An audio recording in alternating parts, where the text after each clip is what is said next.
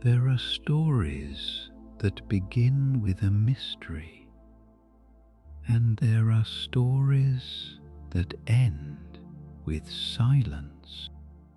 Tonight's tale does not open with a crime waiting to be solved, nor with footsteps echoing down Baker Street,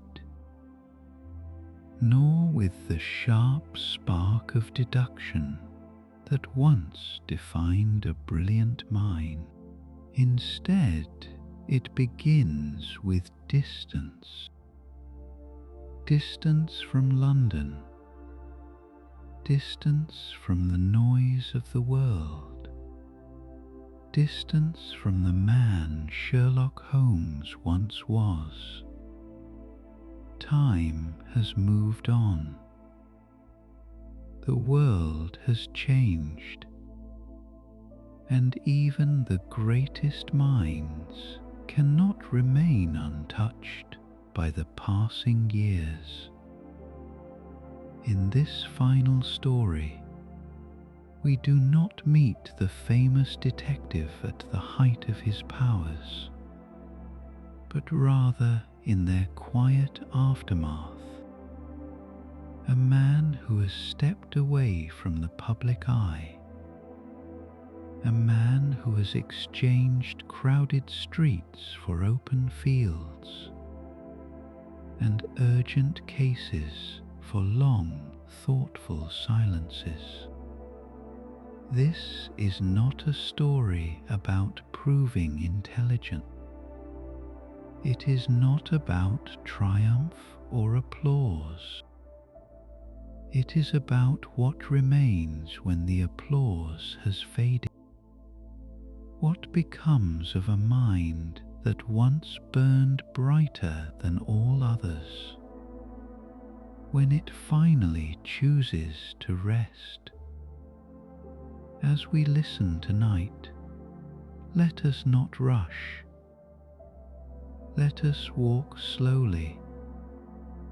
Let us observe not only the events of the story, but the weight of time carried within it. This is Sherlock Holmes at the edge of history, at the edge of memory, standing quietly between the world he shaped and the world that no longer needs him in the same way. So settle in. Let the noise of the day fall away, and allow this final bow to unfold, not as an ending filled with drama, but as a farewell spoken softly in the calm light of reflection. His Last Bow, adapted from Sir Arthur Conan Doyle. In the years before the Great War reshaped the map of Europe and the minds of those who lived upon it, Sherlock Holmes had all but vanished from public memory. London no longer spoke his name with the same familiarity. The newspapers that once chronicled his exploits now concerned themselves with politics, rising tensions, and the uneasy pulse of a continent drifting toward conflict.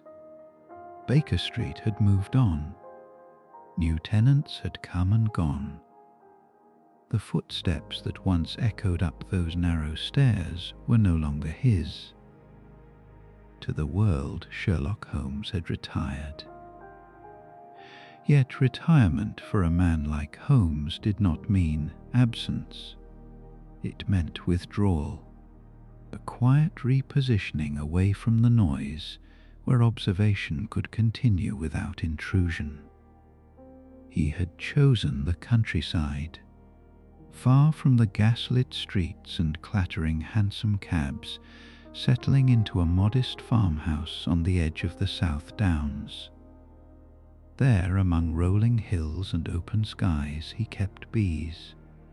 To any passer-by, he was simply an elderly gentleman of spare frame and sharp eyes, dressed plainly, moving with deliberate calm. His hands bore the marks of work rather than leisure. His speech, when offered, was courteous but economical, and yet beneath that quiet exterior, the mind that once untangled the darkest puzzles of London remained alert, attentive, and profoundly alive. Holmes had not abandoned the world. He had merely stepped back far enough to see it more clearly. It was here, in this self-imposed solitude, that he was found one evening by Dr. John Watson. Watson, older now himself, carried the weight of years in his posture and the soft deliberation of his movements. War had not yet claimed him again, but life had already done its share. As he approached the farmhouse, he felt something he had not felt in a long time. Uncertainty. Not fear, but reverence. One does not approach Sherlock Holmes lightly, not even after years of friendship. Holmes greeted him without surprise. "I wondered how long it would take you," he said, his voice thinner than before, yet no less precise. "The world grows restless, Watson. Restlessness always leads men back to old certainties." Watson smiled, though there was sadness in it. "You are still an old certainty, Holmes." "Am I?" Holmes replied gently. "Or merely a relic that still remembers how to think?" They spoke little that evening. Words were unnecessary. Some friendships, once forged, require no maintenance beyond presence. The fire burned low as the countryside settled into darkness, and Holmes listened more than he spoke, absorbing not only Watson's words but the hesitations between them. It was not until later that Holmes revealed the true reason for Watson's summons. Europe stood on the brink of war. Intelligence moved quietly now, beneath polite conversation and diplomatic smiles. And Holmes, despite his withdrawal, had not stopped observing. Patterns had emerged, movements that did not belong to commerce or coincidence, signals that suggested deliberate preparation. There was a man, a German agent operating under deep cover in England, known only by fragments of description and whispers of extraordinary cunning. A man whose activities suggested access to secrets of immense strategic value. Holmes had tracked him slowly, patiently, from afar, waiting until the moment when certainty replaced suspicion. That moment had arrived. Holmes spoke of the man not with excitement, but with gravity. This was no criminal driven by greed or passion. This was a professional, a mirror perhaps of Holmes himself. Disciplined, intelligent, devoted entirely to his cause. "Such men are the most dangerous," Holmes said quietly. "Not because they are cruel, but because they are convinced." Watson understood. Conviction sharpens the mind and dulls the conscience. The meeting was arranged with careful subtlety. Holmes would present himself not as the detective of legend, but as an eccentric amateur, a collector of rare knowledge with questionable loyalties. The agent, believing himself secure, would attend. They met on the edge of a cliff overlooking the sea, where the wind carried voices away and the horizon offered no witnesses. Holmes arrived early, standing with his back to the ocean, his figure framed against the fading light. He looked smaller than he once had, his hair silvered, his shoulders slightly stooped. but his eyes missed nothing. When the agent arrived, Holmes recognized him at once.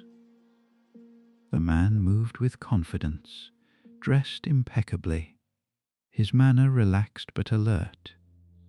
He smiled easily, extending a hand that Holmes accepted without hesitation. Their conversation unfolded like a game of chess, each phrase carefully chosen, each pause deliberate. They spoke of politics, of culture, of the inevitable decline of old empires.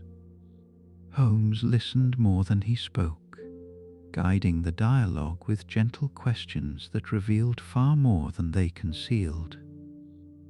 The agent believed he was in control. Holmes allowed this belief to persist. It was only when Holmes mentioned a detail, a name, a place, a date, that the agent's composure faltered. Just briefly, just enough. Holmes pressed no further. He did not accuse, he did not threaten, he simply observed. And in that observation, the truth became complete. As the sun dipped lower, casting long shadows across the ground, Holmes straightened. For a moment the years seemed to fall away from him. His voice, when he spoke, carried a quiet authority that needed no amplification. "You are mistaken if you believe this meeting accidental," Holmes said, "and gravely mistaken if you believe yourself unknown." The agent stiffened, his hand moving instinctively toward his coat. Holmes raised a hand, not in warning, but in acknowledgement. "No," he said calmly. "There will be no violence today. It is unnecessary."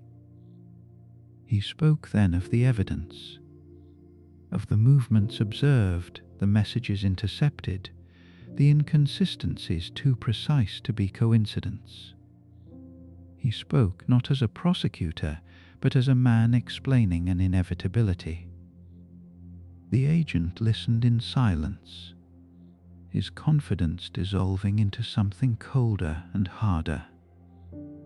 "You are finished," Holmes concluded, "but you will not be humiliated. That at least I can offer you."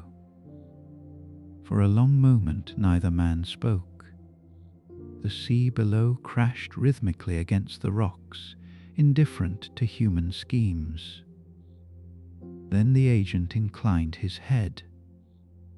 "I had hoped," he said quietly, "to meet you under different circumstances."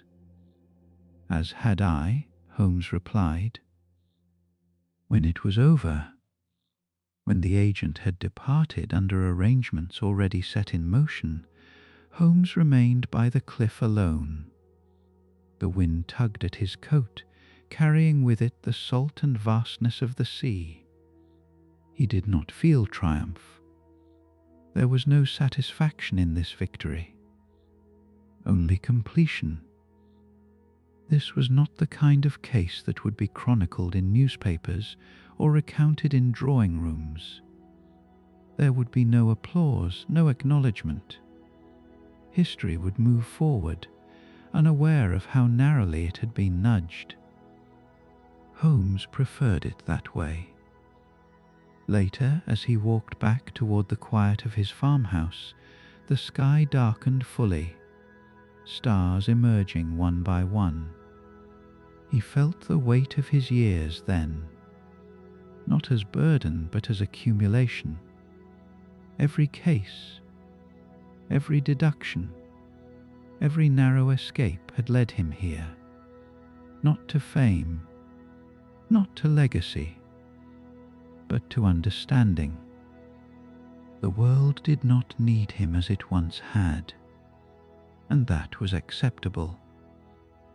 What mattered was that when the moment came, he had still been able to serve, not for recognition, but for balance, for the quiet correction of a course drifting toward chaos. Watson would later describe this moment as Holmes's final bow, not because it marked an end to action, but because it represented a choice to step forward one last time, then step away for good. And as Holmes closed the door of his farmhouse behind him, the bees settling into their hives for the night, the great detective allowed himself something rare. In the days that followed the meeting by the cliff, Sherlock Holmes resumed his life as though nothing remarkable had occurred. The bees still required tending. The weather still dictated the rhythm of the countryside. Morning arrived softly, without urgency, and night returned with equal patience. Yet beneath that calm surface, something subtle had shifted. Holmes felt it most keenly in the silences. Once silence had been his greatest ally. In quiet rooms, with only the crackle of a fire or the ticking of a clock, his mind had raced effortlessly, leaping from detail to conclusion with almost playful ease.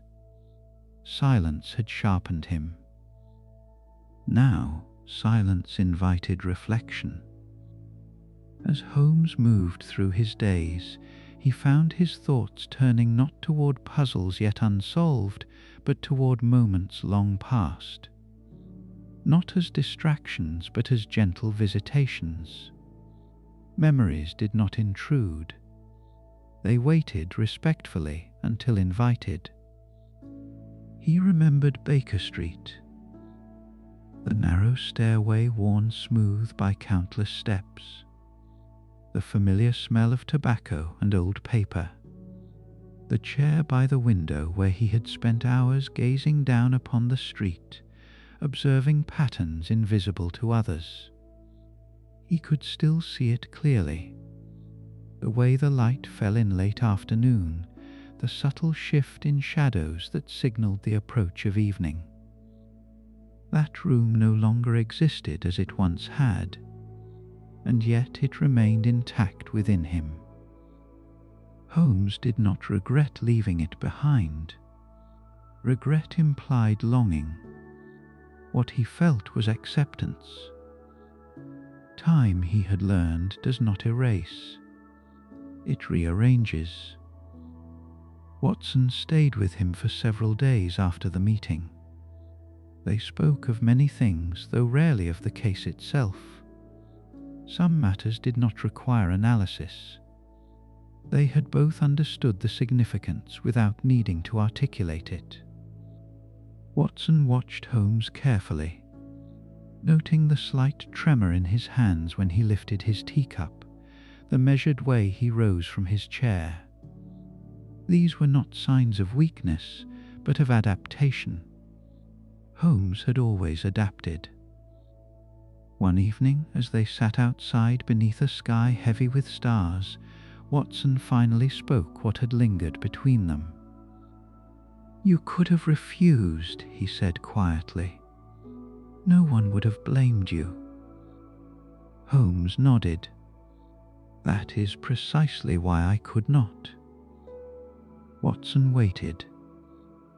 "There comes a moment," Holmes continued, "when a man must decide whether his withdrawal is an act of humility or an act of convenience.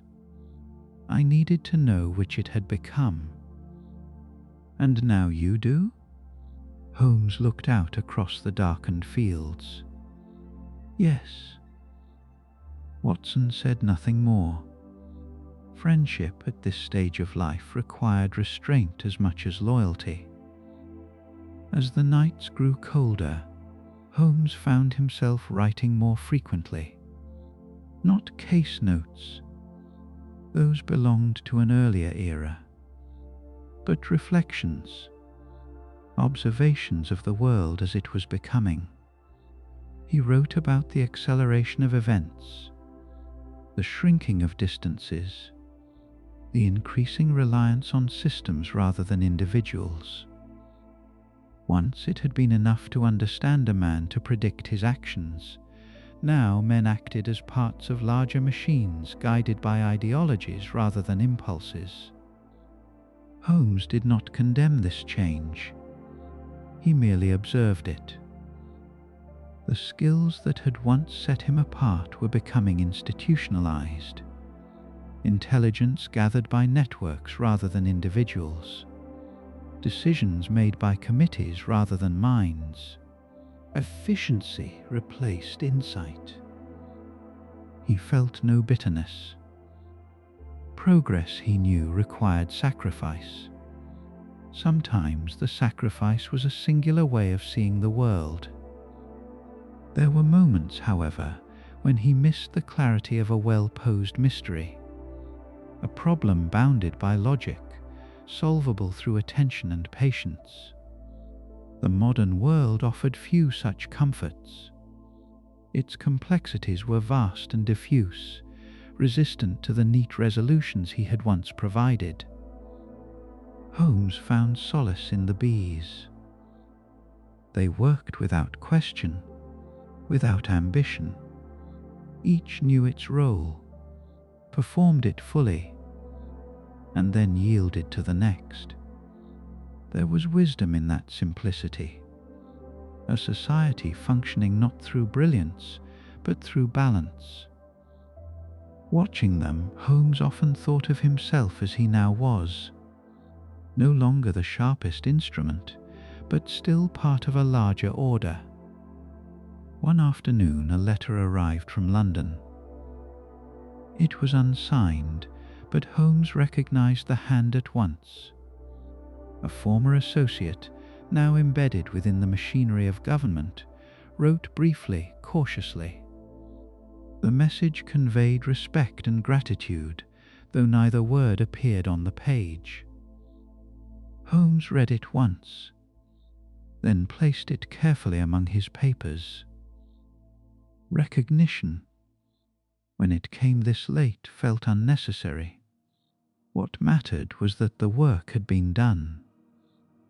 As winter approached, Watson prepared to leave. They stood together at the gate, the countryside stretching endlessly beyond. "You will return?" Watson asked. Holmes smiled faintly. "Perhaps. Or perhaps this is enough." They shook hands, lingering slightly longer than necessary. When Watson departed, Holmes watched until he disappeared from sight, then turned back toward his home. That night, alone by the fire, Holmes allowed himself a rare indulgence, nostalgia. He thought of their earliest cases, the excitement of discovery, the thrill of intellectual pursuit. He remembered mistakes as clearly as triumphs. The lives intersected with his own. Some helped, some harmed, all changed. He understood, now more than ever, the weight of influence. Holmes had shaped narratives beyond his intent. His methods had inspired admiration, imitation, and misunderstanding in equal measure. He had been mythologized, simplified, elevated beyond his own comfort.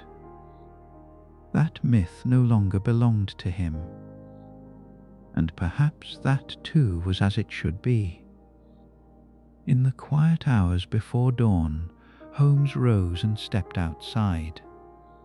The air was sharp, the stars dimmed by encroaching clouds. Somewhere in the distance, the low sound of the sea echoed faintly, reminding him of the cliff where it had all come together. He did not feel the need to return there. Some places serve their purpose and then release us. As Holmes stood there, wrapped in the stillness, he felt neither triumph nor regret, only continuity, life extending beyond the boundaries of his own involvement. He had once believed that understanding everything was possible. Age had taught him otherwise. Some truths revealed themselves only when one ceased trying to grasp them. The world would move toward war. Men would suffer. Systems would strain. New minds would rise to confront challenges he could scarcely imagine. Holmes would not be among them. And that at last felt right. When he returned inside, he extinguished the lamp and let darkness settle naturally. Sleep came easily. Not the restless sleep of anticipation, but the deep, untroubled rest of someone who has finished his work. Outside, the bees remained quiet in their hives, awaiting the return of light. Spring arrived without ceremony. There was no sudden burst of colour, no dramatic transformation of the land. The hills softened gradually, greens returning in muted shades, the air warming just enough to suggest possibility without promise. Holmes noticed these changes not as markers of renewal, but as confirmations of continuity. And so, we leave Sherlock Holmes not in the midst of a mystery, but in the quiet space that follows a life fully lived. There are no final deductions to admire, no applause to linger in the air. Only a gentle understanding that every journey, no matter how extraordinary, must eventually find its place in stillness. Tonight's story was not about brilliance or triumph, but about knowing when to step back, when to let the world continue without you, and when to rest without regret. If this story brought you a moment of calm, a pause from the noise of the day, then it has done what it was meant to do. Thank you for spending this quiet time with Sleevore. May your thoughts soften, your breathing slow, and your rest come easily wherever you are, and whatever tomorrow holds. I wish you a peaceful night. Good night, and rest well.